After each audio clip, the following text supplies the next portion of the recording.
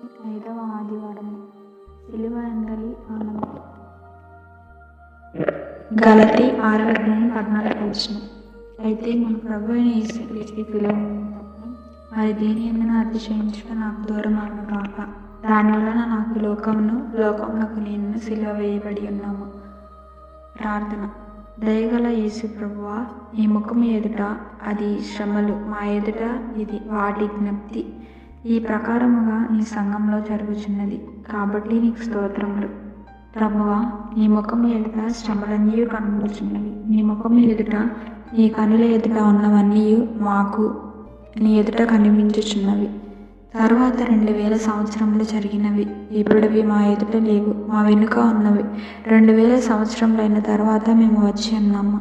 మేము వెనుకకు తిరిగి నీ శ్రమ చరిత్ర మా ఎదుట పెట్టుకొని ధ్యానించుచు ఈ దినముల యందు మా ముఖముల ఎదుటకు తెచ్చుకొని ఒక్కొక్క అంశము ధ్యానించిన ఎడల అవి మాకు ఉపయోగకరము. నీ శ్రమ చరిత్రలో మాకు దాచిపెట్టిన వర్తమానము అందించమని వేడుకుంటున్నాము. ఈ శ్రమ చరిత్రలో మా శ్రమ చరిత్ర జ్ఞాపకము చేసుకొనిచున్నాము. నేను నమ్ముకున్నందువలన, నీ వాక్యమును బట్టి నిన్ను ప్రార్థించినందువలన, నీ మార్గంలో నడుచుటను బట్టి రానయున్న శ్రమలను నీవు లెక్క చేయనట్లు మేమును లెక్క చేయని కృప మాకు దయచేయము. నీ శ్రమ చరిత్రలో నీకు కలిగిన ఓపిక, నిరీక్షణ మాకు లేదు కాబట్టి అవి మాకు దయచేయము. నీవు పలికిన 7 మాటల వంటి మాటలు మాకును దయచేయము. ఏదో ఒక శ్రమ కలిగిన వారమై మేము ఈ ఆలయంలో నీ శ్రమల ఎదుట కూర్చున్నాము. ప్రతి విధమైన శ్రమయు మాకు ఉపయోగము కలిగే నిమిత్తమై ఉన్నది కనుక అవి గుర్చుకొని మా మనస్సాక్షిని తట్టును, అర్థము కాని మనుషులను తట్టును. ఈలాగున ప్రతి శ్రమ ద్వారా మాకు దాచిపెట్టిన బహుమానము కొరకు తయారగినట్లు మమ్మల్ని ఆకర్షింపజేయము.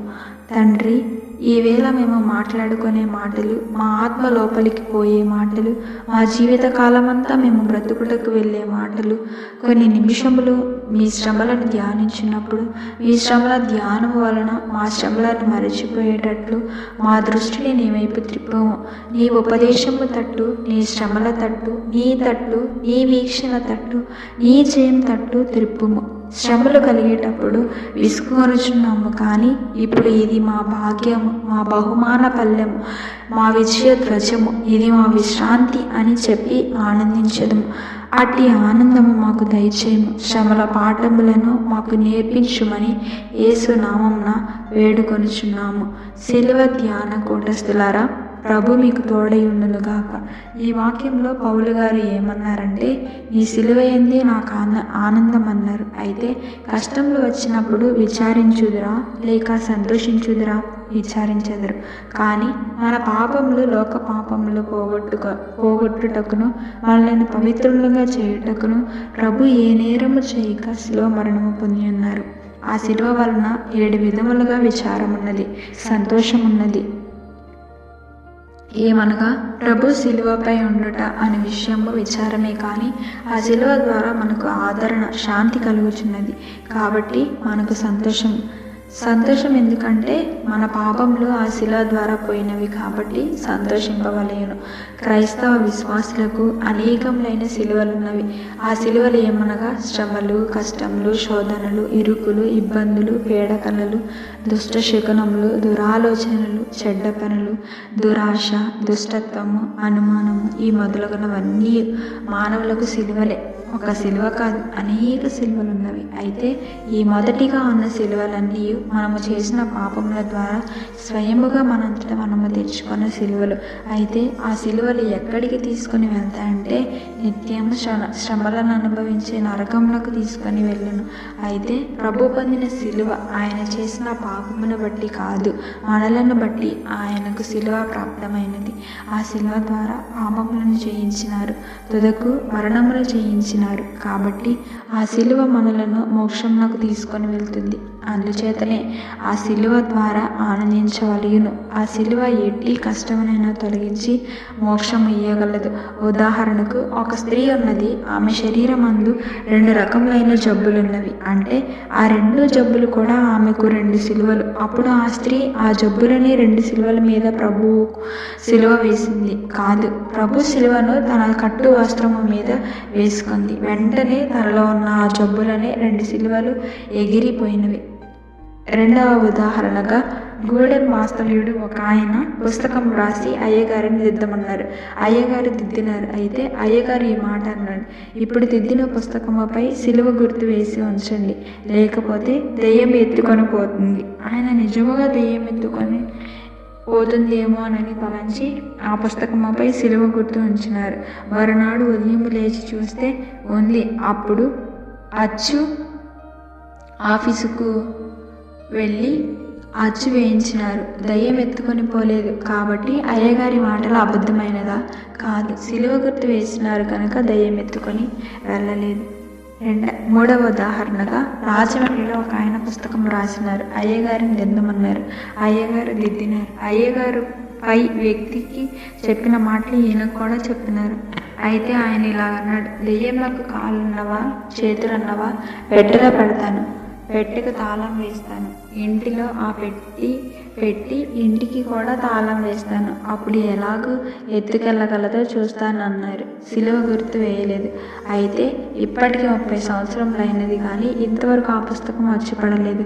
మొదటి వ్యక్తి నమ్మినారు, విశ్వసించినారు, శిలువ గుర్తు వేసినారు కనుక అచ్చు వేయబడి వెల్లడిలోనికి వచ్చినది. అయితే ఈ రెండవ వ్యక్తి నమ్మలేదు కాబట్టి శిలువ గుర్తు వేయలేదు. అందుచేత ఈ 30 సంవత్సరములకు కూడా పని జరగలేదు. అలాగే మీరు కూడా మీకు ఎట్టి కష్టం వచ్చినా మీ శిలువ కాదు కానీ ప్రభు శిలువ వేయండి, అప్పుడు కష్టములు తొలగిపోవును. అలాగే ఎటువంటివి వచ్చినప్పటికీ ప్రభు శిలువ వేసి చేయండి, అప్పుడు అవన్నీ పోయి నెమ్మది, శాంతి, ఆనందము, సుఖము లభిస్తుంది. అందుచేతనే అపోస్తలుడైన పౌలు ఈ వాక్యంలో నాకు ఈ శిలువలో ఆనందము అని రాసినారు. కాబట్టి మనం కూడా కష్టములు వచ్చినప్పుడు విచారపడక సంతోషపడవలేను.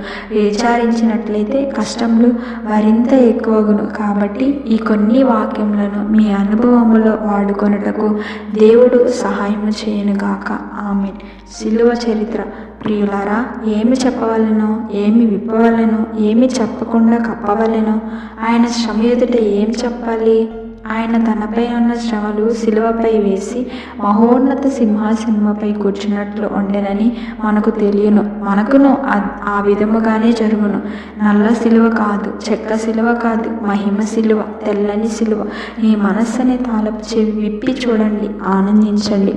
విశ్వాసులైన వారులారా, యేసు ప్రభు యొక్క శ్రమ చరిత్ర చూచిన ఎడల గెత్సేమని తోటలో ఆయన ప్రార్థించుచుండగా గేటు వద్ద ఆయనను పట్టుకొనిన కథ, యూదులు పంచాయతీ సభలో చేతులు కట్టిన కథ, కైపయను న్యాయాధిపతిశాలలో తీర్పు తీర్చిన కథ, గవర్నమెంట్ వారితో తీర్పు, గవర్నరు తీర్పు, హేరోదు తీర్పు తీర్చిన కథ, గవర్నమెంట్ కోర్టులో ఆఖరు తీర్పు కథ, సిలువ మోసిన కథ, సిలువను మోసిన, సిలువ వేసిన కథ, సమాధిలోనికి వెళ్ళిన కథ, ఈ కథలకు ముందు జరిగిన కథలు, కైప, మల్కు, అన్న, పిలాతు, హేరోదు, సిలువ చేత, సిలువ వేత, సమాధి చరిత్ర.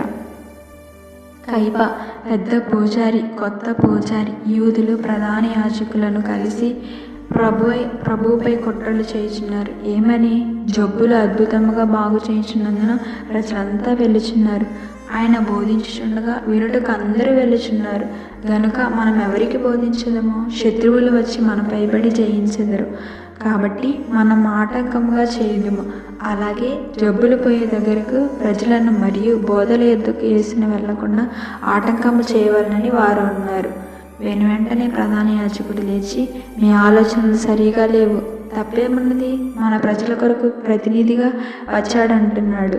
శాపమును పోవును, మన మేలు కలుగును, ఆయన మరణం వలన ప్రజలకు మేలే కలుగునని ఆలోచన చెప్పాను కానీ అది వారి తలలకు ఎక్కలేదు. కైప ఒంటరి అయి కూర్చుండెను. అలాగే ఇప్పుడును యేసునామమందు ఎవరైనా పని చేయుచుండగా సంతోషించక వారిని గూర్చి చెడుగు మాట్లాడుకొందరని గొప్ప పాఠము ఇక్కడ యేసు నేర్పించెను. మనమును ఈ పాఠము నేర్చుకొనవలెను. ఎంత చెడుగా మనలను గూర్చి మాట్లాడే స్థలములోనైనా మన పక్షమున మాట్లాడేవారు ఒక్కరైనా ఉండెదరు. ప్రజలు ఎంత వ్యతిరేకముగా మాట్లాడినను ఆయన పక్షముగా ఒక్కరైనా ఉన్నారు. అదే ఆయనకు ఆదరణ. అలాగుననే మన పక్షమున మాట్లాడేవారు తప్పక ఉండెదరు. అట్టి ఆదరణ ఈ మండల కాలంలో పెండ్లి కుమారుడైన క్రీస్తు ప్రభు మీకు దయచేయునుగాక. ఆమేన్.